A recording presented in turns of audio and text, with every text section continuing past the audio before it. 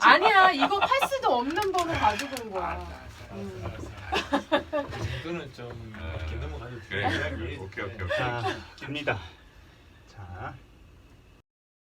자, 안녕하세요. 알스맥주 부장님입니다. 오늘 드디어 알스맥주 멤버들 모였고요. 드디어 200회 특집 방송 축하해 주십시오. 축하드립니다. 진짜 한번 모이기 힘든 것 같은데요. 각자 자기소개 좀 해주시죠. 저기 임영용 이사님부터. 네, 7월 초에 맥주 여행 잘하고 온 임영용입니다. 반갑습니다. 네, 반갑습니다. 네. 그다음에 김정아 이사님. 네, 안녕하세요. 바네아임 김정아입니다. 안녕하십니까. 마지막으로. 네, 안녕하세요. 이동석입니다. 네. 잘들 지내셨나요? 네. 아니 그렇게 하면 네니오. 아니 첫 번째 제가 보내드렸잖아요. 근황 하면 어떻게 지내셨는지 좀 얘기해 줘야지. 네, 그럼 잘 지내셨겠죠. 잘 안 지내셨으면 되겠습니까? 네. 어떻게 좀 지내셨어요? 뭐 할 얘기가 너무 많아서. 일단 더 라거 출시 진심으로 축하드리고요. 감사합니다. 네. 네. 뭐 많이 요즘 하시던데 어떻게 매출은 좀 좋으세요? 괜찮아요? 아니 솔직히 드린 노고에 비해서는 남는 게 없는 거라서 사실 얘는 뭘 남으려고 만든 건 아니에요. 아니 네. 좀 잘 된다고 얘기하면 그냥 되잖아요. 뭐 또 뭐 남느니 안 없어서 못 남느니. 팔아요. 막 이렇게 다시 처음부터 너무 잘 돼서 막 너무 행복해 이렇게 하면 되잖아 우리 오늘. 아니 그게 아니라 장사할 줄 모르는 그게 아니라 잘 되고 있는데 반응이 너무 좋은데 그냥 제가 좀 민망해서 사실 그런 얘기를 잘 못해가지고. 네. 맞아요. 그래도 우리 앞으로 하도록 합시다. 알겠습니다. 더라고 그래도 정말 축하드리고요. 네. 저도 아직 못 마셔봤어요. 그래서 제가. 가져왔습니다. 오늘 네. 축하주로. 야. 모르시는 분이 계실 것 같아서 잠시만 말씀드리면 이 재료명에 국산 무궁화 꽃이 들어갑니다. 맞습니다. 무궁화 꽃이 들어갔어요. 네. 우리의 또 이 국뽕이 또 가격에 가득해요. 진짜 길거리에서 예전보다 무궁화가 잘 안 보여요. 아 그래요? 그죠? 저희 옛날엔 동 되게 많아. 그래 저희 동네는 오히려 많아져가지고. 옛날 동네 있어. 저 공릉동은 옛날 동네니까요. 잠시만요. 예, 무궁화 얘기하지 마시고요. 더라고 얘기하시고요. 예, 더라고 되게 프리미엄 라거고 가격도 다른 라거에서 되게 높죠. 네, 예, 많이 프리미엄 높습니다. 라거를 했기 때문에 당연히 높을 수밖에 없고 저도 아직 못 마셔봐서 얘기 못 하겠지만 오늘 좀 마셔보고 얘기를 좀 신랄하게. 아니 얘가 사실 비싸다고 많이 생각하시는 건 편의점 4캔의 그 프레임에 있다 보니까 비싸다고 느끼시는 건데 제가 이걸 어떻게 만들었는지 이 출하 때까지 어떻게 관리했는지를 들어보시면 이러시더라고요. 예. 짧게 30초만 빨리 얘기해 주세요. 30초요? 네. 네, 우선 소량 생산이고 선물용으로도 제작을 해야 되다 보니까 라벨 재질부터 그다음에 크라운 캡 씌우는 거 일일이 하나하나씩 다 검수하고 또 탄산 안 빠지게 보틀링 샴페인 병에 보틀링을 했고요. 일부러 콜킹 안 했어요. 콜킹해야 뭐 있어 보인다고 하시는데 저는 품질이 더 중요했기 때문에 크라운 캡으로 했고요. 알코올 도수가 몇 도죠? 알코올 도수 5도예요. 5도짜리 라거고 그 양조 기간 8개월 숙성했어요. 그러니까 네. 그런 거를 얘기해야지. 뭘 코킹이 어떻고 병이 어떻고 중요한 건 마지막에 얘기하는 네, 8개월 동안 숙성한 라거이기 때문에 숙성에 힘이 있어서 저도 되게 놀랐어요. 그 이번에 숙성의 하면서. 힘 굉장하죠. 네. 맞아요. 그래서 이번에 굉장히 반응도 좋고 다양하게 지금 다양한 곳에서 또 판매하고 있고 또 그 주류스마트 오더에서 구매할 수 있잖아요. CU에서 구입이 가능하십니다. 저도 저희 독립민주 공장에서 한 박스 좀 살려고 지금 진짜요? 사서 직원들 감사합니다, 선물로 저 이 두 분 다 제가 다 고객이잖아요. 제가 맥주 갑자기 고객님 네. 하여튼 더라고 오늘 마셔보고 또 제가 다음 시간에 또 얘기해드리도록 하고요. 임영용 이사님은 여행 다녀서 어떻게 지내셨습니까? 네, 너무너무 좋게 잘 다녀왔고요. 그다음에 6월 달이죠. 우리 종로구청에서 하는 맥주 인문학 강연도 우리 협회원들하고 같이 네 꼭지 중에 한 꼭지 하고 재밌게 지냈습니다. 네. 예, 6월 달에 그렇게 저희 인문학 강연 하고 7월 달에 여행 갔다 왔는데 그 얘기 조금 이따가 하도록 하고요. 이동석 대표님 어떻게 지냈습니까? 네, 뭐 주류업계 제일 큰 행사 주류 박람회 잘 치렀고요. 그리고 지금 뭐 저희 독립맥주 공장부터 이제 시작을 했었던 저희 맥주 갖고 하는 테이스팅 세션들 계속 지금 하고 있고 또 대구에서 저번 주에 한번 진행을 했고요.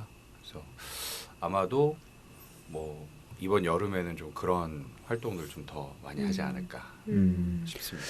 맥주 시즌인데 좀 어떠세요? 매출들이? 오늘 사실 오면서 상반기 매출을 보고 받았거든요. 네, 올라가고 있습니다. 저희는. 네. 훌륭합니다. 이정수 대표님 좀 어떠세요? 아주 심각하게 떨어지고 있죠. 아이. 왜 갑자기 찬물을 확. 아니에요. 거짓말이에요.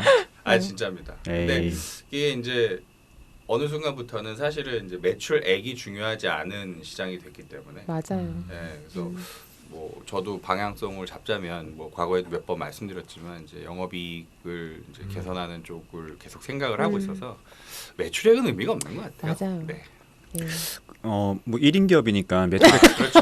매출 크게 의미 없을 것 같고. 지놈이 얼마나 하겠습니까 혼자서. 그죠.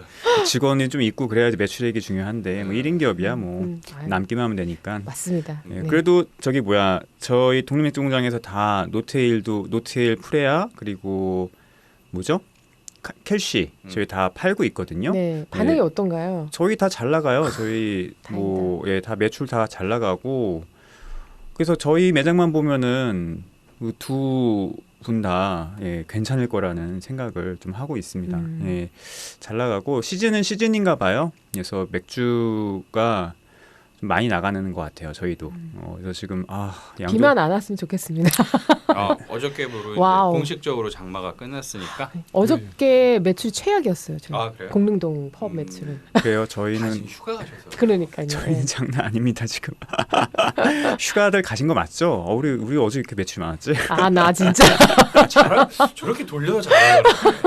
하여튼 제가 좀 게을러서 맥주가 좀 부족해서 지금 양조를 계속 하고 있습니다. 네. 지금. 많이 받으세요 그럼. 저희한테 맡겨주세요. 제가 늘 얘기하잖아요. 왜 고생을 하세요? 만드는 데는 따로 있어요. 방송에서 얘기 못 하겠고 진짜 좀 이따 나중에 합시다. 네. 하여튼 뭐 맥주 시즌이어서 뭐 휴가 기간이긴 한데 그래도 다들 매출이 조금씩 올라가시는 것 같아서 다행이고 제 직원들한테 얘기하는데 벌 때 벌고 쉬자 쉴 때 이렇게 얘기하고 있습니다. 맞아요. 지금 힘들 때 좀 힘들어도 좀 많이 벌 때 벌고 시즌 때 벌고 좀 비시즌 때 쉬자. 맥주는 그게 사이클이니까 얘기하고 있으니까 좀 힘드셔도 좀 화이팅 해주시기 바라고요. 먼저 저희 200회 특집에서 다양한 얘기를 하고 싶었는데 오늘 원래 2시간 녹음하려고 했거든요. 근데 제가 오늘 양조를 하다가 여러 가지가 꼬여가지고 좀 늦어서 1시간밖에 못할 것 같고 또 한 번 모이시죠. 한 2달 안에 또 한 번 모이셔서 이렇게 지금 한 5개월 만에 모인 건가요? 되게 많이 오랜만에 모였어요. 언젠지. 그 연말쯤에 한 번 만난 거 같아요. 술 때 만났어요. 저희. 그러니까 되게 오랜만에 만났으니까 뭐 1년에 한 5번은 만나야 되지 않겠습니까? 아유, 자주 만났으면 좋겠어요. 이번에 사실 또 스케줄 또 밀란 일어날 뻔했잖아요. 저 빼놓고 하려고 해가지고 내가 계속 그냥 미뤄져가지고. 그래서 이번에 또 하고 다음에 또 금방 또 뵙는 걸로 하고요. 네. 이게 하다 보면은 이게 얘기가 계속 진행되다가 갑자기 제가 딱 끊잖아요. 근데 오늘은 좀 길게 하려고 했는데 그냥 우리 1시간씩 짧게 만나는 걸로 하시는 걸로 하고요. 저희 뭐 원래는 되게 할 얘기가 많은데 일단은 저희 여행 자랑을 좀 하려고요. 저희가 네덜란드, 벨기에 트라피스트 투어를 7월 초에 갔다 왔잖아요. 뭐 개인적으로 여러분들이 많이 물어보시는데 저는 좀 환상적인 여행이었다 이렇게 얘기를 많이 하는데 먼저 저야 뭐 주최자 입장이니까 약간 뭐랄까요 좀 긴장하면서 그 다음에 조금 이렇게 완전 즐기진 못하는 좀 그런 게 있었거든요. 주최자 입장이다 보니까 완전 즐기신 우리 이명용 이사님이 한번 소감을 한번 들어보는 게 어떨까요? 한번 그냥 자유롭게 한번 이번에 여행 어떠셨어요? 네덜란드도 이미 갔다 오신 적이 있고 그죠? 네. 벨기에는 처음이시고 세 번째네요. 어떠셨습니까? 저희랑 같이 가시니까 혼자 가시는 것보다 어떠셨어요? 일단은 뭐 제가 네덜란드 가는 목적하고 이번에 간 목적이 달라서 조금 비교는 좀 그런데 저는 참고로 아내하고 같이 갔어요. 그러니까 아내는 맥주 쪽에 교육을 받거나 그런 사람이 아니고 그냥 일반인이라고 생각하시면 돼요. 맥주를 좋아하는 일반인. 이번 프로그램은 여행사에서도 시간이나 이런 것들을 완전히 픽스해서 이렇게 여러 번 다 경험으로 이렇게 준비된 게 아니라 여행사에서도 이렇게 하면 어떨까 해서 파일럿으로 가보는 이런 성격도 좀 있었어요. 어느 정도는. 그런데 전체적으로는 정말 가보지 않으면 알 수가 없는 아주 정말 색다른 경험이고 그 트라피스트 수도원의 그 방문은 이게 이론적으로는 개인적으로 갈 수 있다고 생각되지만 현실적으로는 거의 불가능해요.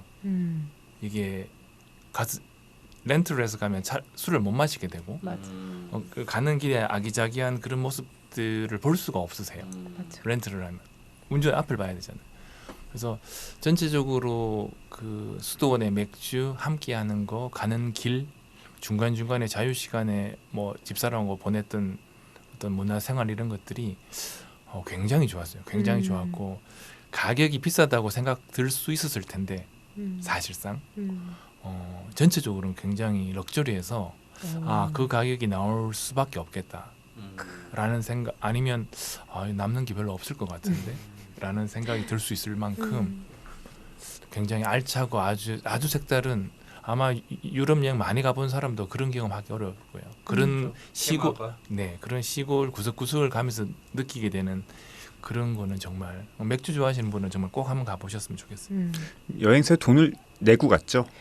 아니 왜냐하면 모든 일회가 제일 많이 뭔가 혜택을 주잖아요. 예, 그래서 아마 진짜 마이너스 될 정도로 잘해주셨을 것 같아요. 근데 그것도 있는데 지금 유럽이 장난 아니에요. 진짜 비행기 가격도 장난 아니고 지금 저희가 버스 이번에 벤츠 45인승을 탔거든요. 45인승 최고등으로. 네, 최고급 버스를 렌트했는데 불가능한 일이에요. 요즘 그 유럽에 코로나 이후로 그 운전사분들이 동유럽에서 안 오셔가지고 하루 버스 렌트가 150만 원이에요. 와. 하루 버스 렌트가. 근데 저희는 굉장히 조금 운이 좋게 있어서 우리 세바스찬이 그 버스 회사 대표님이 직접 우와. 자기 버스를 갖고 오셨어요. 근데 그건 이제 뭐 돈보다는 유럽에서의 이제 여러 인맥 때문에 좀 가능했던 일인데, 어쨌든 저희가 되게 중요한 게, 저도 유럽 여행 되게 많이 가봤지만 맥주 여행도 많이 가봤고 이동간에 되게 편해야 되거든요. 맞아요. 이동간에 불편하면은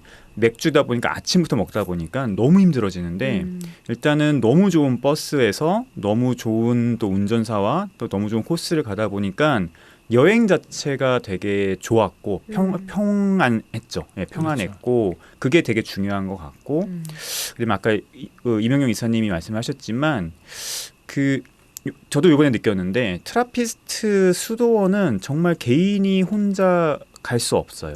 그냥 한 군데 정도 갔다 올 수 있겠지만 이렇게 쭉 갔다 올 수 있는 코스가 아니더라고요. 이게 북쪽에서 남쪽으로 갔다가 다시 올라갔다 이런 과정들이 있는데 뭐 실질적인 거리는 아주 멀진 않아요. 그죠? 한번 갈 때마다 1시간 반 뭐 정도 거리기 때문에. 그런데 이제 코스나 이런 것들이, 특히 저는 그 로슈포르 갈 때 느꼈는데 산꼭대기 있잖아요.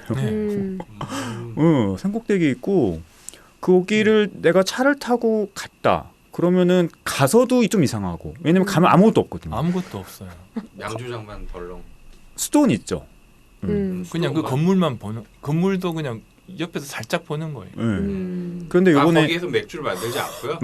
만들는데 들어가지 못하고 양주장도 못 들어가는데 우리가 화장실이 급해서 갑자기 차를 떼는데 그때 양주장 문이 열렸어요.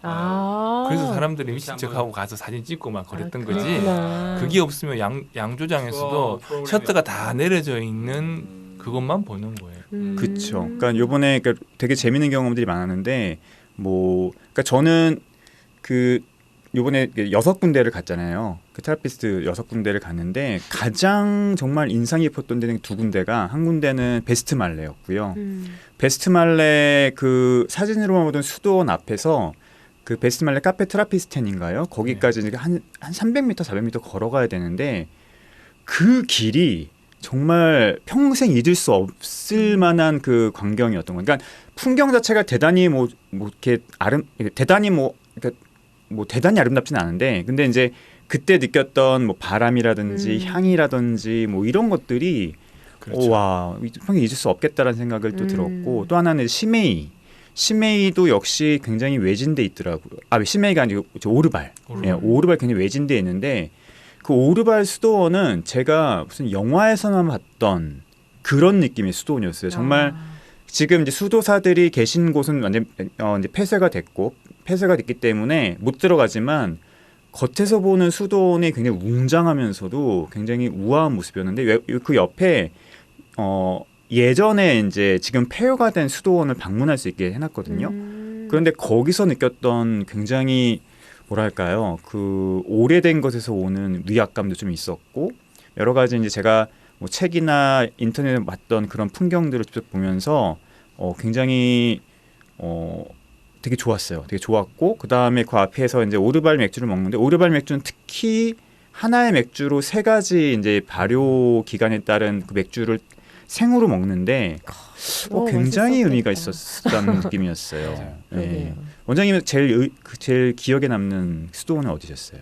저는 이제 처음에 방문한 게 베스트 말레라서 그 플라타나스 나무인지 참나무인지 오크라는 참나무 같아요. 거기 있는 그 골목 거리를 쭉 오솔길을 갔다가 왼쪽으로 또 꺾어서 또 쫙 가는 그게 처음이라서 좀 대단히 인상적이긴 했는데 저는 뭐 고르라 그러면 슈메이하고 오르바를 고를 것 같습니다. 슈메이는 실제로 숲길을 걸어서 가야 되는데 이게 지금 이 맥주 이야기를 하는 게 아니에요.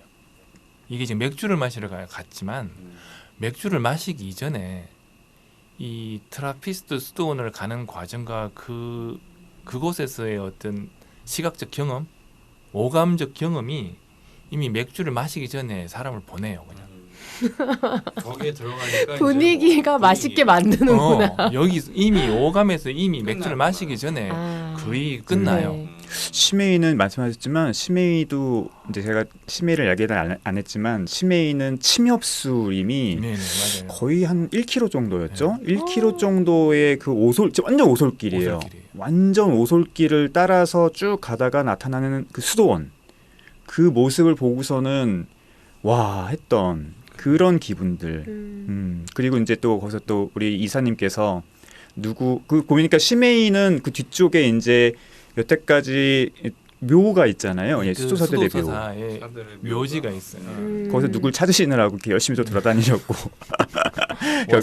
저도 같이 굉장히 돌아가신 수도사분들 죄송했지만 계속 묘를 이름을 하나씩 보면서 못 찾았지만 하여튼 그런 어떤 느낌들. 오르발, 시메이, 베스트말레 요 3군데는 정말 저도 평생 못 잊을 것 같고 그 가는 길, 그 수도원의 모습. 그 다음에 또 하나는 이제 맥주를 마셨을 때는 아까 얘기했지만 이제 베스트말레 같은 경우는 이제 100주년이었어요. 그 레스토랑이 100주년이었어요. 거기서 이제 또 느꼈던 감정들. 또 하나 오르발은 나와서 아까 그 바로 앞에 레스토랑에서 그런 3가지 맥주를 마시면서 느꼈던 기분들. 또 아까 시메이 레스토랑 많이 가보신 분들 많을 텐데 딱 갔을 때 그 앞에 넓게 들판이 쫙 펼쳐져 있는데 거기 야외에서 맥주를 마셨거든요. 비 오는데 저는 비 맞으면 들어가지 않는데 우리 이사님은 아랑곳하지 비가 않고 왔으니까 좀 더 몽환적이었을 것 같아요. 그렇지. 약간 느낌이. 저거보다 말하는데 더 좋았어요. 그 들판에 쫙 있는데 거기에 이제 시메이 4종류를 딱 갖다 줘서 그 먹는 그런 어떤 느낌들. 그러니까 맥주가 진짜 그 오감을 통해서 먹는 이런 경험이었달까? 그래서 너무 좋았던. 하지만 베스트 블레테레는 좀 어떠셨어요? 사실 제가 가장 기대가 되는 정말 거기 가서 베스트 블레테렌 10인가요? 그걸 먹으면 어떻게 될까? 막 그랬는데 거기도 가면 사실 수도원을 거의 뭐 머리끝만 살짝 봐요.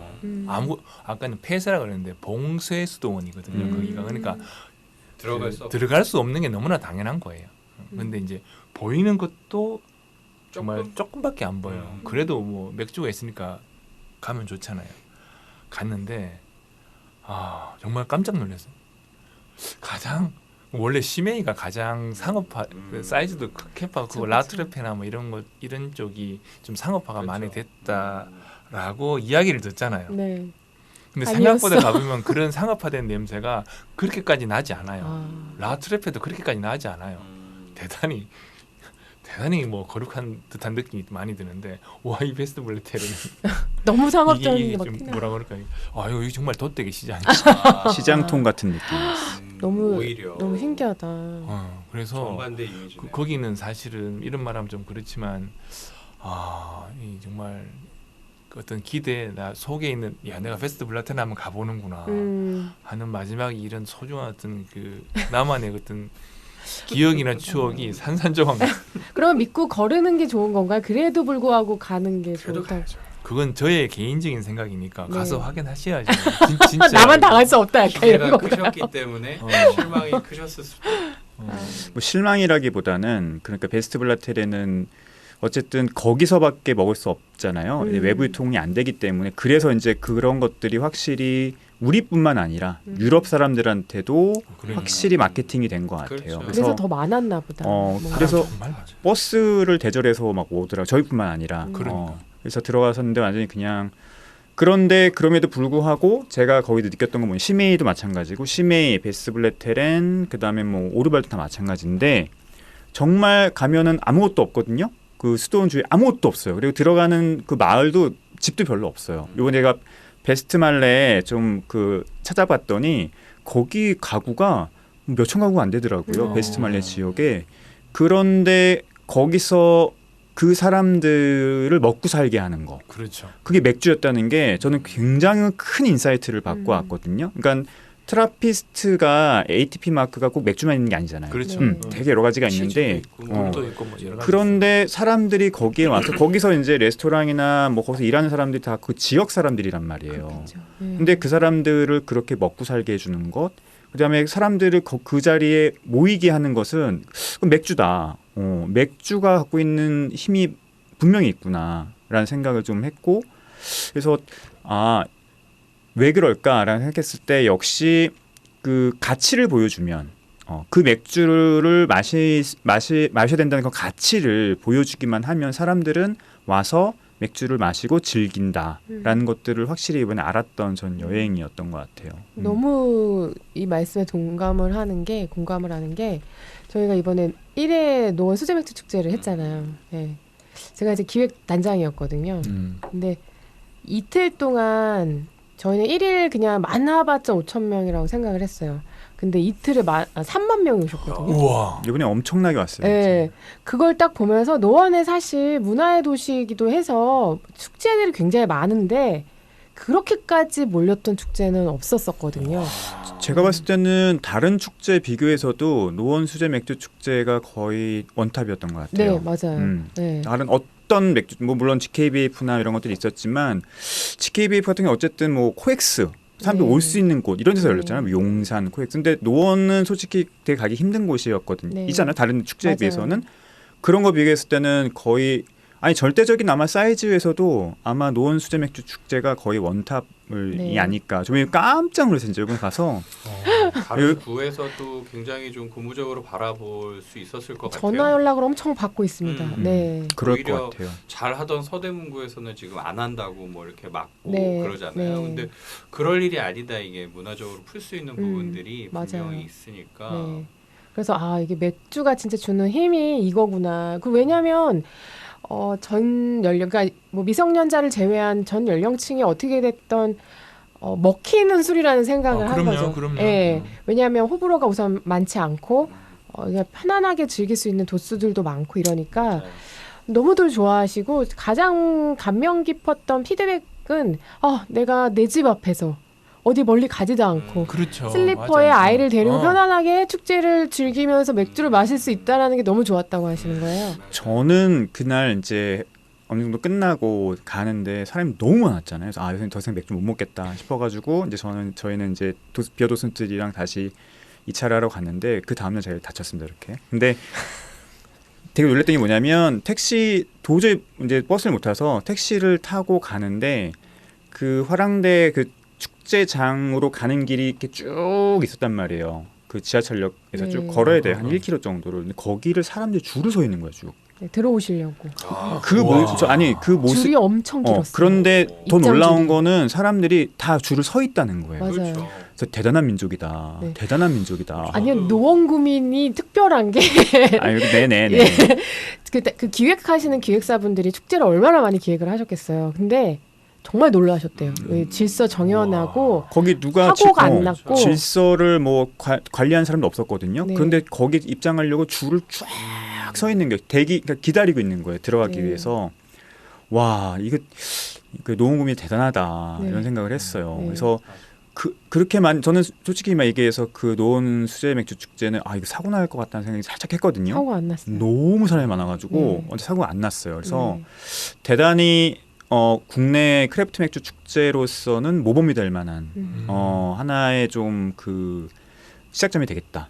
라는 생각을 좀 했고 지역 맥주 축제로서는 이렇게 가야 된다라는 모델로서는 굉장히 훌륭했다는 생각이 들었습니다. 저희가 2020년에 하려다가 3년 장을 묵힌 거잖아요. 그래서 이를 갈고 사실 준비를 했거든요. 지금 한 게 더 잘한 것 같아요. 네, 정말 그런 것 같아요. 그때 했으면은 그게 하느니 네, 그때 했으면은 지금처럼의 퀄리티도 안 나왔을 것 같고. 그리고 이제 더 잘한 거는 노원 수제 맥주 축제 같은 경우는 이제 그 입점하는 그 부스비를 안 받았어요. 네. 그러니까 모든 이익을 다 그 양조장이 가져가게 했거든요. 네. 그러니까 그런 측면에서는 굉장히 진짜 상부상조하는, 그러니까 좋은 선례를 남긴. 왜냐면 우리가 저도 맥주 네네. 저도 맥주 축제 해봤지만 후원을 해줬죠. 그것 때문에 항상 머리가 아프거든요.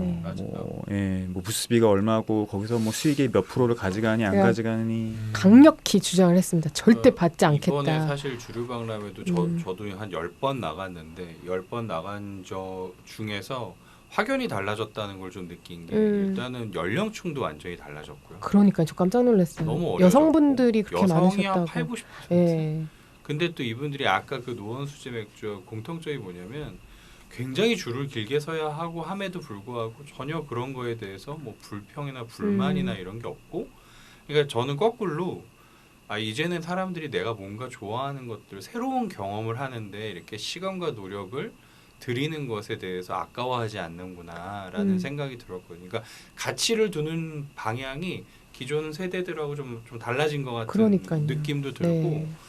이번에 주박도 사실은 원래 주류박람회는 이제 입점하는 부스비를 남겨서 운영을 하시는 분들이거든요. 그렇죠. 처음으로 이게 뒤집힌 거예요. 입장료로 굉장히 큰 수익을 보셨대요. 그게 좋죠. 그러니까 이제 앞으로 어떻게 되냐면 이런 식이면 더 많은 부스가 들어올수록 더 많은 관람객이 생기니까 부스비는 점점 더 아마 낮아지거나 아까 말씀하신 대로 그냥 거의 의미가 없는 수준의 금액이 맞아요. 돼도 네. 상관이 없다. 더 많은 데들이 들어오기만 하면 되니까.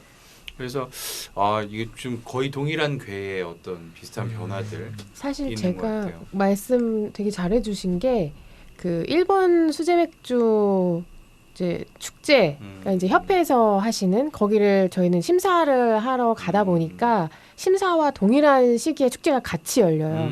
그러니까 저희는 이제 심사를 보고 다 끝나면 시상식을 하는 동시에 그 자리가 축제장이 돼서 출품 맥주들과 다른 브루어리들이 다 오셔서 자기네들의 맥주를 소개해 줄 수 있는 그런 축제장이 열리는데 그런 식인 거죠. 입장객한테만 돈을 받아요.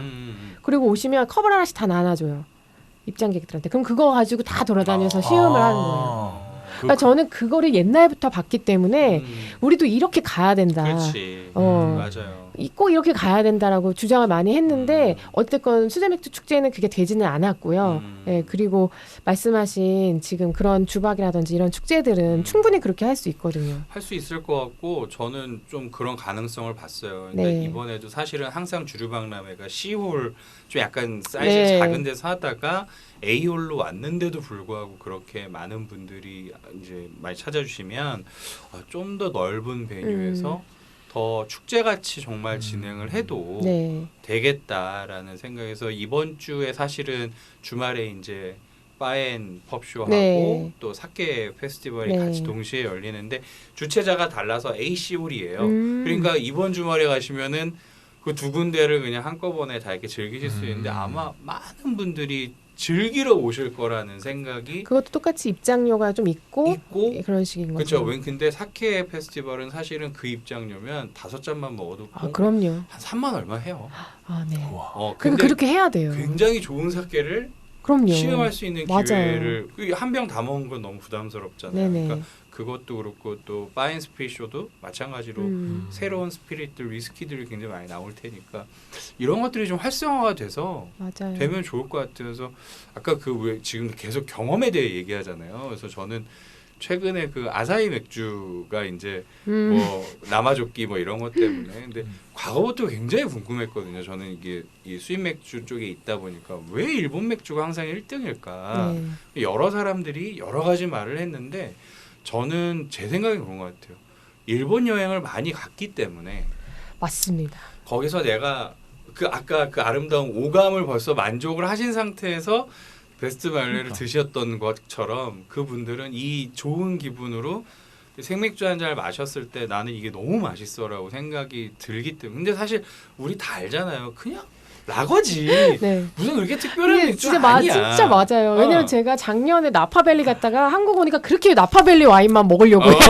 사람이 그렇게 된다니까요. 사람 심리가 그래요. 진짜 맞아요. 그래서 제가 향후에 이제 대한민국 맥주 시장을 좀 뭔가 예측을 할 수 네. 있는 부분이 한 가지가 있다면 지금 이렇게 일본을 가시면 네. 일본 맥주 다시 올라온다.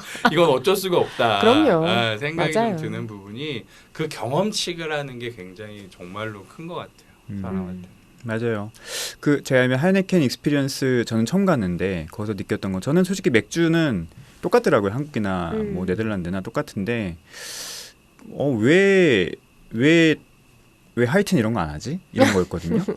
저는 그 하이네켄 익스피리언스 쭉 도는데 대단한 건 없어요. 솔직히 말씀드리면 뭐 대단한 건 하나도 없어요. 뭐 옛날에 했던 뭐 병 같은 거 전시해놓고 뭐 하고 뭐 그런 투어 여러 번 가보셨잖아요. 뭐 3D로 뭐 봤는데 되게 유치하더라고요. 유치하고 뭐 나오자마자 뭐 조그맣게 맥주 하나씩 주고 하는데 그 대단히 그리고 지하 내려갔더니 뭐 난장판이에요. 막 끈적끈적하고 잔 따는 거 보고 기겁했는데 어쨌든 그러니까 저는 뭐냐면 이제 하이네켄 익스피리언스에서 들어가는 게 대단한 건 아니지만 원래 본사가 있던 뭐 박물관 자리를 만들어서 그래서 뭐 이것저것 나왔을 때 그 이후에 사람들은 하이네켄 맥주를 먹을 때 그거를 생각하게 될 거고 그렇죠? 그러니까. 예, 생각하게 될 거고 맥주 맛은 거기거든요.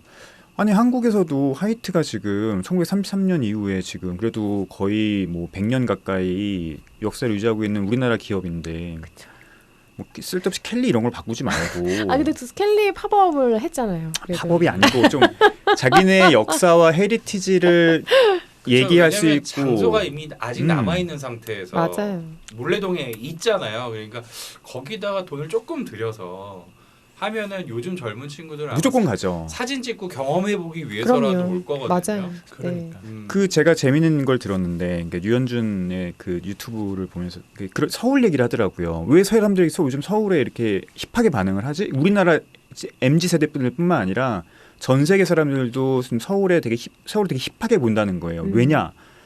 그 되게 아주 중요한 인사이트를 던져주는데 지금 서울의 모습이 예전에 파리가 한참 그 역동적으로 변화했을 때 뉴욕이 한참 역동적으로 변화했으니까 뉴욕과 파리가 자신들만의 문화를 역동적으로 만들던 시기랑 비슷하다는 거예요. 네. 그러니까 서울이 지금 이제 과거가 있고 지금 현재가 있고 이 상황에서 뭔가 지금 서울만의 뭘 만들려고 하는데 유럽에 있거나 미국에 있는 아티스트나 이런 사람들이 예전에는 그걸 못 느꼈을 거 아니에요. 예전에 200년 전에 있던 사람은 느꼈겠지만 지금 사람들이 맞아요. 파리도 옛날에 이랬어. 뉴욕도 옛날에 이랬어. 생각만 하고 있었던 것들이 보니까 서울에 그러니까 이게 이루어지고 있는 거예요. 지금.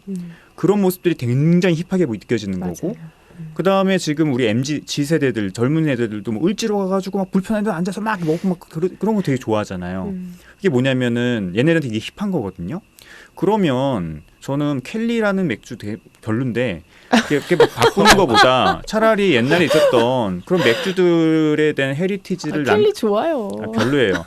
남길 수 있는 그런 헤리티지를 남길 수 있는 공간들을 만들어내면서 쭉 가면은 오히려 한국 맥주의 어떤 중요한 분기점을 만들 수 있다고 생각하는데 이번에 하여튼 전 네덜란드 하이네켄 익스피리언스 보면서 그거 느꼈거든요. 그죠. 그런 걸 왜 안 하는지 모르겠다. 경험이 계속 축적되어진 게 결국은 이제 역사 헤리티지로 넘어가는 거잖아요. 그렇죠. 그러니까 글쎄요, 저는 뭐 일본의 라거 맥주가 저는 개인적으로 굉장히 세계적 수준이라고 저는 생각을 하는데. 저는 동감합니다. 그럼요. 그래도 그것만으로 설명되는 건 아니라고 생각하거든요. 왜 그러냐면 세상에 좋은 라거가 얼마나 많아. 이것도 얼마나 많아. 그렇지만 일본 맥주만큼 안 팔리는 게 그런 어떤 경험들. 예를 들어서 저 개인적인 경험은 일본 맥주를 그렇게까지는 안 마셨지만 겨울에 홋카이도 가서 온천 갔다가 혼자 나와가지고 뜨거운 곳에 나왔다가 시원한 삿포로 생맥주를 하나 마시는데 그렇죠. 이게 이미 오감에서 내 온몸이 지금 맥주를 땡길 때인데 그 시원한 맥주를 마셨어요. 그게 맛이 없을 리가 없잖아요. 그럼요. 그 라거가 수준이 떨어지는 것도 아니고. 맞아요. 그러면 이제 일본 갔다 돌아오면 삿포로 보면 삿포로를 마시게 되는 거예요.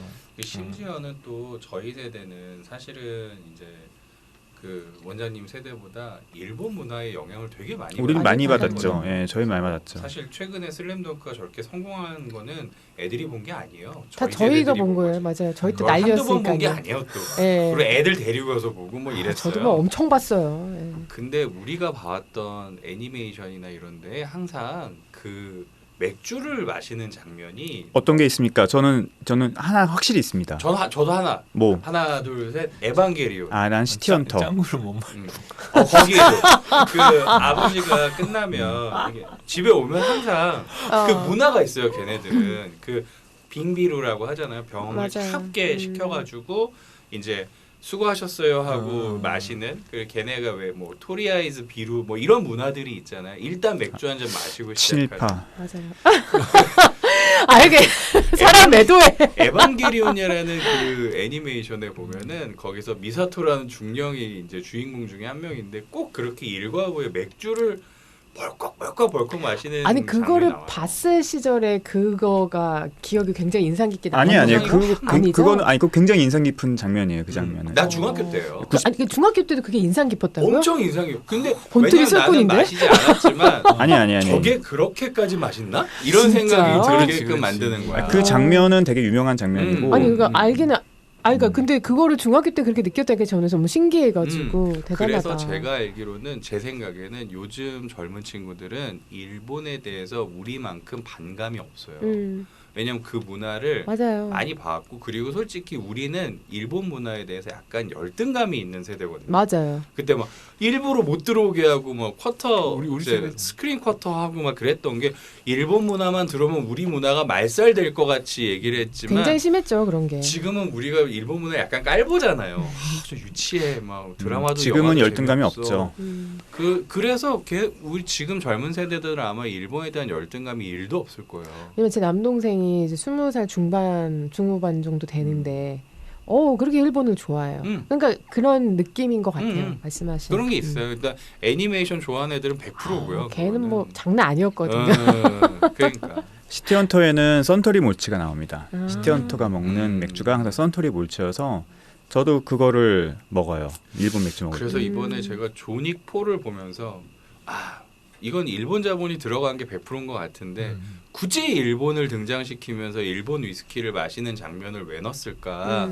이제 그런 어떤 하나의 문화적인 흐름들을 걔네들이 자꾸 이제 가져가려고 하는 부분들이 나오거든요. 그래서 우리도 좋은 술 만드는 건 당연히 기본이고 이제 어떤 문화적인 경험이라든지 좋은 체험들을 해볼 수 있게끔 하는 거를 생각을 해야 되지 않을까. 그래서 뭐 원소주가 잘 나가는 것만 봐도 사실은 그런 영향들이 얼마나 큰지를 우리가 알 수 있잖아요. 그럼요, 맞아요. 그래서 제주 맥주는 어떻게 합니까? 제주 맥주야 뭐. 네, 저희가 사실 얘기를 많이 했었잖아요. 뭐 오프 더 레코드로. 예. 일단은 그 곰표 맥주 분쟁에 대해서는 좀 어떻게 생각하세요? 그거 저는 되게 농락당한 느낌이 들었거든요. 그렇죠. 밀가루 회사의 수제 맥주 회사가 그렇게 진흙탕 싸움에 빠져들게 한 거는 지금 그 사람들은 그냥 뒤로 빠져서 거의 뒷짐지고 있는 것 같은 느낌이고. 그렇죠. 세븐브로이만 지금 화가 너무 나서 막 이제 그러고 계신 그렇죠. 것 왜냐하면 곰표 대한제부는 사실상 이것으로 인해 가지고 밀가루 적게 팔리거나 이런 문제가 아니잖아요. 전혀 죽고 사는 문제가 아닌데 전혀 아니에요. 세븐브로 생존이 입장에서는 달려있으니까요. 사실 어마어마한 그 시설 투자도 했을 것이고 그렇죠.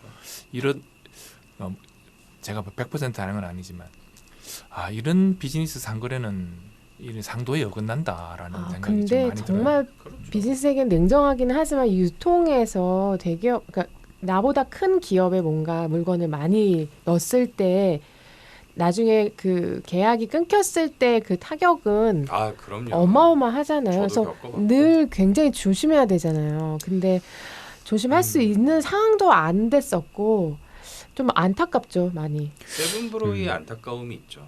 그렇죠. 뭐 그러니까요. 저는 어쨌든 그 제주 맥주도 좀 곱게 볼 수는 없다라는 생각이 좀 하고 있고 왜냐면은 저도 업계 사정 그렇습니다. 업계 사정 다 뻔히 알고 있을 텐데 네. 물론 제주 맥주도 많이 힘든 상황이기 때문에 뭔가 네. 급해서 그런 의사결정을 내렸다고 하지만 아니 시장이 굉장히 크면 상관없어요. 그리고 이제 그런 어떤 기회들이 다 갖고 있으면 상관없는데 솔직히 요 기회 하나밖에 없는 정말 작은 시장에서 이렇게 정말 큰 기업 1, 2위 하는 기업이 이런 식으로 밀가루 브랜드에 농락당하는 일을 보여주는 게 전체 맥주 시장 이미지에 굉장히 큰 타격을 줬고 저도 너무 안타까워요. 네, 그런 네. 측면에서 그리고 기사도 이렇게 안 좋게만 나오잖아요. 그런 부분들이. 그러니까 그 두 브랜드의 가치가 굉장히 함께 떨어질 수밖에 없다는 게 좀 네. 안타깝죠. 그러니까 결국엔 뭐 노이즈밖에 안 낀 거예요. 네, 맞아요. 이미지만 그러니까 계속 안 마케팅이 안 된 안 거예요. 된 노이즈 거예요. 마케팅도 전혀 안 됐고요. 사실 제주 맥주는 테슬라 상장이라는 굉장히 의미 깊은 것들을 수제 맥주 시장에 던져줬기 때문에 그거를 잘 지켜 나가야 된다라고 생각을 무조건 잘 했어요. 됐어야 돼요. 무조건. 무조건요. 예. 근데 여기 이렇게 진흙탕 싸움으로 들어오면서 본인 회사들이 망가진 거예요. 그렇죠. 예, 스스로. 예, 그래서 저는 그게 너무 안타까웠어요. 사실은 정말로 많은 분들이 정말 잘못 생각한다고 그리고 저도 그렇게 생각했었던 부분이 뭐냐면 네캔 만원 시장에서는 절대로 승자가 있을 수가 없습니다. 그럼요. 제가 볼 땐 단 한 사람, 단 한 팀, 유통사들만 네. 이제 말하자면 소기의 목적을 달성을 하시겠죠. 근데 사실 솔직히 말하면 곰표 맥주의 판매량이 저는 정확히 얼마나 되는지 모르겠지만 찡따 반이나 될까요? 솔직히 말해서 반안 될 거예요. 안 될 거예요 아마. 네. 안 될 거라고 당연히 안 되죠. 생각되는데 그렇다고 하면 그 별 큰 거 아니에요. 근데 거기서 예를 들면은 200개 이상의 아류작이 파생이 돼서 나오고 네. 그리고 본인들은 뭐 상장을 하려고 준비를 하시고 했다는 것 자체가 왜 이렇게 오바들을 하시지? 네. 저는 사실 그 생각을 했고 맞아요. 곰표는 언젠가는 끝난다는 거를 당연히 왜 모르셨을까? 나는 그 생각도 더 그래요. 오래 갈 수 있는 상품이 아니에요. 아니죠. 자기한테 그게 있질 않은데. 네, 그러니까 자기 제품이 성공해야지 꾸준할 수 그럼요. 있는데 너무 어떻게 보면 남의 브랜드잖아요. 남의 브랜드잖아요. 남의 브랜드의 믿음이 너무 컸었던 거죠. 그렇죠. 네. 근데 이번에 기사에 나왔을 때 저는 와 세븐브로의 매출의 90%가 곰표였다는 얘기를 듣고 너무 깜짝 놀랐어요. 그러니까요. 진짜. 너무 위험했어요. 네. 그러니까 곰표는 곰표대로 OEM 만들어준 거 좋아요. 그건 괜찮죠. 그리고 그럼요. 솔직히 말하면은 제작도 100% 세븐브로이가 한 게 아니라 네, 롯데에다가 그렇죠. OEM 줘서 만들었으니까 결국에 본인들이 지킬 수 있는 건 레서피나 최초에 이제 시작을 했다는 정도의 수준만 있는 거고 저는 그걸 통해서 유흥 시장이 완전히 망가졌기 때문에 네. 세븐브로이 제품을 유흥에서 이제는 많이 안 찾게 되시는 방향이 돼버렸잖아요. 그렇죠. 본인들 그 브랜드를 확립을 하고 만들어 나가 거기서 번 돈으로 본인들 브랜드를 만들어 나갔었어야 되는데 저는 솔직히 말해서 4캔만 원은 저는 이 작은 회사들이 쓸데없이 덤볐다가 지금 많은 회사들이 힘들어하시지 않습니까? 그럼요. 네. 맞습니다. 제주 맥주의 지금의 어려움도 제가 볼 땐 근본적으로 따져 물어 들어가면 4캔 만 원 때문이라고 생각해요. 네. 안 남아요 이게. 남을 수 없죠. 그리고 없어요. 좋은 재료를 절대 쓸 수 쓸 수 없고요. 없어요. 네. 그런데다가 어떻게든 원가를 절감해야 되잖아요. 제주도에서 만드는 제품을 전국 유통해야 되잖아요. 그러니까 물류비도 많이 드셨을 거예요 분명히. 그러니까 매출액이 아무리 늘어도 영업이익이 계속해서 떨어질 수밖에 없는 이유가 판매가는 거의 비슷하게 동일하게 가는데 재료비 오르고 인건비 오르고 판관비 오르면 별 방법이 없어요. 그래서 제가 볼 땐 제주 맥주가 맥주로는 이 방법을 타결을 할 수가 없으니 해장국 네. 브랜드도 사고 네, 저도 그렇게 뭐 생각해요. 유상 증자도 하려고 하고 뭐 네. 그러니까 이제 뭐 예를 들어 뭐 2차 전지에 투자할 거예요. 그러면 이제 또 어떻게 될지 모르죠. 네. 주가는 반짝 오를 수 있겠지만 네. 저 누적 단기 순손실은 도저히 메꿀 수 없다. 이거 그럼요. 남의 돈 아니면 2차 전지 코스닥 폭락했습니다 지금. 네, 저는 이기기 위해서 달려가는 싸움은 좀 질 가능성이 많다라고 생각을 해요. 그렇죠.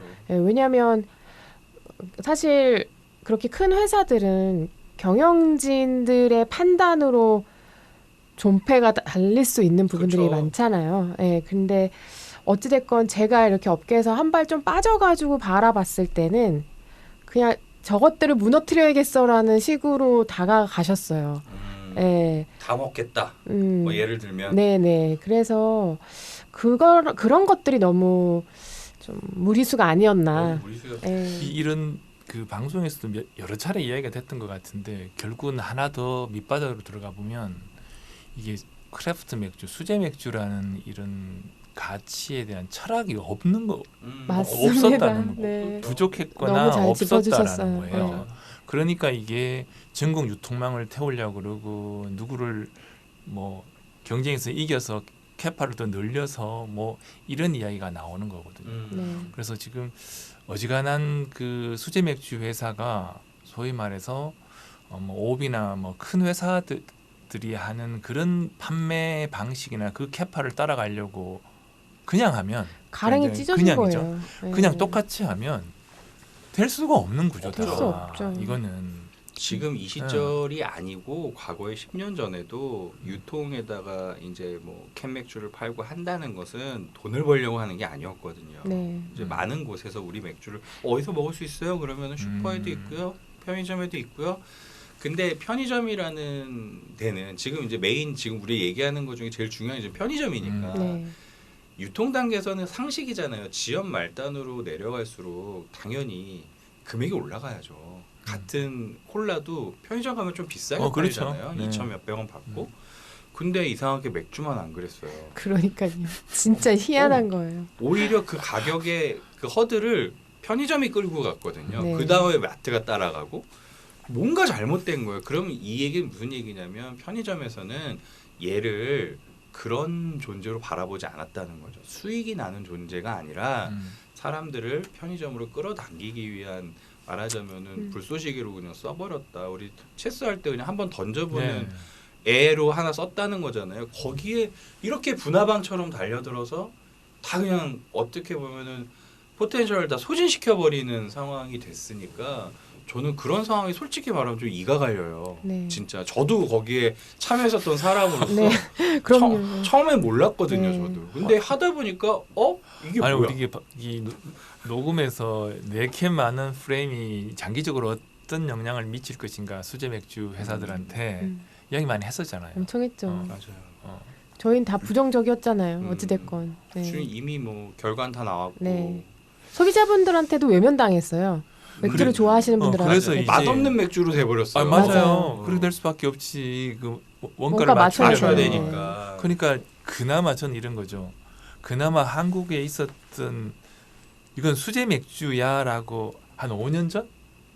한 5년 전에만 해도 이거 수제 맥주야라는 이 나름의 뭔가의 각자의 가치마저도 지금 희석돼 가고 있는 거 아닌가라는 네. 생각이 많이 들거든요. 제가. 네. 그래서 저는 분리를 저는 몇 년도부터 주장했지만 이제 수제 맥주와 크래프트 맥주를 분리를 해야 된다. 구분을 해야지만 저희 같은 데가 살아남거든요. 독립맥주 공장 같은 데가. 저희는 절대 수제 맥주라고 부르지 않습니다. 저희 맥주를 수제 맥주로 소개하지 않고 크래프트 맥주라고 소개를 하고요. 왜냐하면 수제 맥주는 이미 프레임이 끝났어요. 편의점에서 파는 4캔 만원 재미있는 맥주로. 그러니까 저는 그 맥주와는 다르다라는 것을 그래야지 한 잔에 뭐 8,900원, 9,000원 이렇게 받을 수밖에 없죠. 그래서 저는 이제 뭐 저희처럼 저는 이게 솔직히 말씀드리면 우리나라 면허도 소규모로 구분이 되어 있잖아요. 네. 소규모 면허를 받은 곳은 크래프트 맥주로 불러야 된다고 생각하고 있어요. 이미 언론과 소비자들 이제 프레임에는 수제 맥주는 편의점에 납품하는 재밌는 맥주가 돼버렸기 때문에 저희처럼 소규모로 맥주를 파는 사람들이 스스로 크래프트라고 우리는 규정을 져야 된다라는 생각을 개인적으로 계속 주장해 왔고 지금 하고 있습니다. 자, 이런 생각을 가진 사람이 생길 수 있다라는 거예요. 아, 그럼요. 많이 굉장히 생겼어요. 좋아질 거예요. 네. 좋아질 네, 거예요. 네. 한번 이렇게 내용을 겪고 다 떨어져 나갔잖아요. 네. 이제 이미 그래서 그런 부작용이 또 악화가 양화를 구축하는 거니까. 솔직히 진짜 사업적인 제가 사업가로서 생각을 말씀드리면 저는 솔직히 땡큐예요. 예, 땡큐입니다. 그럼요. 예, 굉장히 땡큐고요. 오히려. 네. 네, 그렇게 구분이 된 거가 저희는 더 잘 먹고 잘 살고요. 더 비싸게 마실 수 있고요. 맥주도 더 네. 프리미엄화 시킬 수 있고요. 네. 오히려 그렇게 된 것이 정말 굉장히 냉정한 시각으로 보면은 감사드리죠. 네. 그래서 사실 저희도 저 제품이 맞아요. 오랜 산고 끝에 나온 거예요. 아. 네, 5년 기획한 거예요, 저술은. 네, 제가 그냥 만든 건 아니에요. 그래서 뭔가 정말 제대로 된 거를 맛보여드리고 싶다라는 니즈가 되게 컸고, 그게 배럴 에이즈드 이런 게 아닌 많이들 드실 수 있는 라거로 정면 승부하고 싶었다라는 게 제 그렇죠. 취지였거든요. 전공법을 간 거죠, 저는. 세계적인 추세가 또 라거로 네. 가고 있으니까. 네. 왜냐면은 어찌됐건 기본은 무너지지 않거든요. 네. 그래서 제가 좀 재밌는 얘기 해드리면 라트라페를 갔었을 때 라트라페 이제 저희 이번에 굉장히 특별한 투어를 했거든요. 라트라페 마케팅 담당자가 직접 나와서 저희를 라트라페 양조장 일부러 안쪽으로 다 구석구석 돌아다니면서 다 저희를 가이드 시켜주고 나와서 맥주 하나 먹으면서 맥주 하나 다 소개시켜주고 굉장히 특별한 투어를 받았는데, 근데 제가 마지막에 이제 잊을 수 없는데 그 수도원 앞에서 착 이제 맥주를 마시면서 제 옆에 그냥 앉았어요, 그분이. 그래서 어떻게 해요? 얘기해야 되잖아. 그래서 막 얘기를 하다가 하나님은 야 너네들 이런 그 수도원 트라피스트 맥주를 양조하는 사람으로서 하이네켄이나 혹은 에비비어에 대해서 어떻게 생각해? 물어봤어요. 그 대답이 어땠을까요? 굉장히 그 부정적으로 보지 않더라고요. 뭐 중요한 큰 맥주들이고, 그리고 에비비어 같은 경우는 에비비어가 잘 돼서 수도 맥주라는 브랜드를 또 알릴 수도 있다. 그래서 같이 우리가 공존할 수 있는 뭐 그런 거 가능하기 때문에 뭐 서로 배척하지 않고 또 서로 존중하면서, 물론 또 우리가 저한테도 그렇게 대답할 수밖에 없었을 수도 있겠죠. 그럼에도 불구하고 그런 얘기를 들었을 때 그래도 이쪽에 맥주 시장이 굉장히 넓고 다양성이 이제 배어 있는 그런 시장에서는 서로 공존할 수 있는 문화들이 있구나라는 걸 느꼈거든요. 네. 이명 이사님 이번에 라트라페는 어떻게 좀 생각하세요? 이 라트라페가 투어의 마지막 그 브루어리였어요. 그래서 특별히 또 그 라트라페 관여하시는 수입과 관여하시는 사장님께 다시 한번 감사드립니다. 석준영 대표님 진심으로 감사드리고요. 감사합니다. 큰 힘 네. 써주셨어요, 네. 정말. 아 진짜요? 네, 이 말을 꼭 정말. 해드리고 싶습니다. 네. 명세에 그래도 맥주문화협회 관계자들이 갔는데 마지막에 이제 질문 없냐고 그러는데 아무도 질문 안 하더라고요.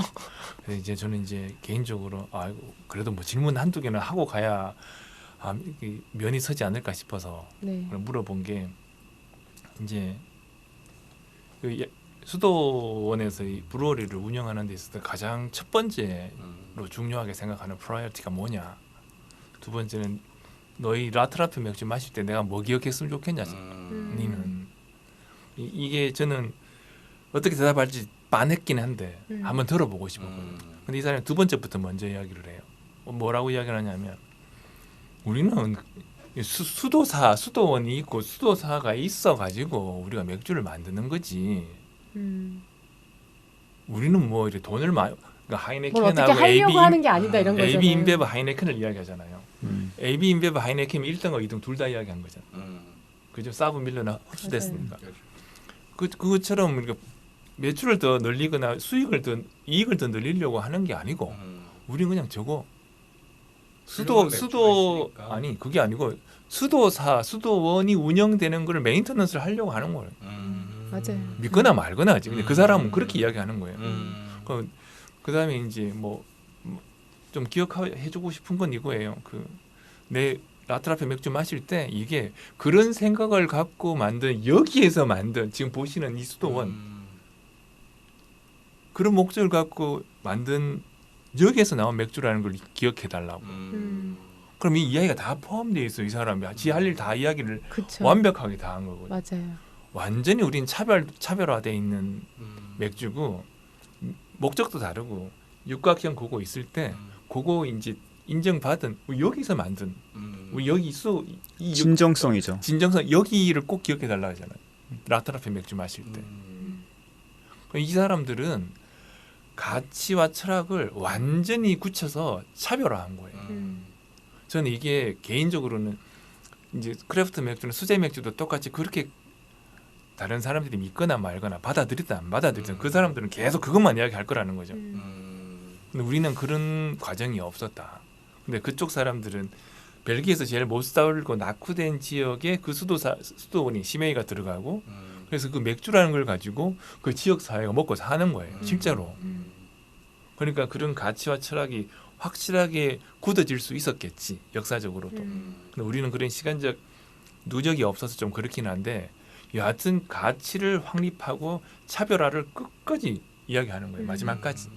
저는 그렇게 느낍니다. 예, 대단히 이번 여행이 단순히 뭐 좋았다 이런 것도 있지만 실제로 맥주 문화를 고민하고 저처럼 양조장을 직접 운영하는 사람이 직접 갔었을 때 그 받는 인사이트들, 특히 크래프트 맥주를 한 사람이 갔었을 때 받는 인사이트는 그러니까. 단순 여행객이 간 거랑 굉장히 달랐어요.